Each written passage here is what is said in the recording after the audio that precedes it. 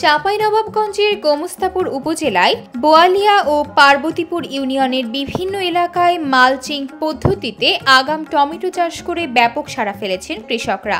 Mulching একটি আধুনিক চাষাবাদ পদ্ধতি, যে পদ্ধতির চাষাবাদে জমি রোগবালাই থেকে মুক্ত থাকে। এতে পানি, সার, ঔষধ খরচ সাশ্রয়ী হওয়ায় উৎপাদন খরচ বহুলাংশেই কমে যায়, ফলন হয় বেশি এবং গাছের জীবনও দীর্ঘ হয়, তাই মুনাফা হয় কয়েক গুণ। চাঁপাইনবাবগঞ্জ কৃষি অফিসের তথ্য বলছে, জেলায় এবছর 2250 হেক্টর জমিতে বিভিন্ন জাতের টমেটো লক্ষ্যমাত্রা নির্ধারণ করা হয়েছে। জেলায় উন্নত জাতের মধ্যে বিউটি প্লাস, লাভলি, অভিলাষ, লভেল ট্রি, বাহুবলী ও 04 জাতের টমেটো আবাদ হচ্ছে।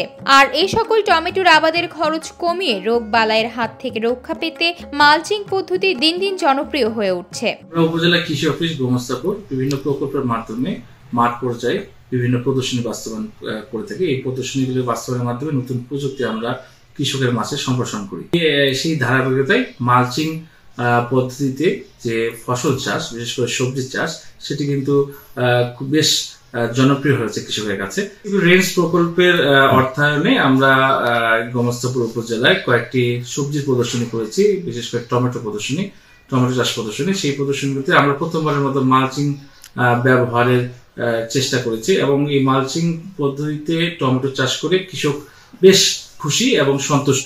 এই মালচিং পদ্ধতিতে চাষাবাদ করলে জমিতে আগাছা জন্মাতে পারে না, সেচের অতিরিক্ত পানি জমে চারা বিনষ্ট হয় না, অতিরিক্ত সারেরও প্রয়োজন হয় না। ফলে জমি চাষাবাদে শ্রম কমে যাওয়ায় কৃষি শ্রমিক কম লাগে, উৎপাদন খরচ কমে যায়, জমির উর্বরতা শক্তি বৃদ্ধি পায়, ফলনও অনেক বেশি হয়, গাছের আয়ু বৃদ্ধি পাওয়ায় দীর্ঘ সময় পর্যন্ত ফলন পাওয়া যায়।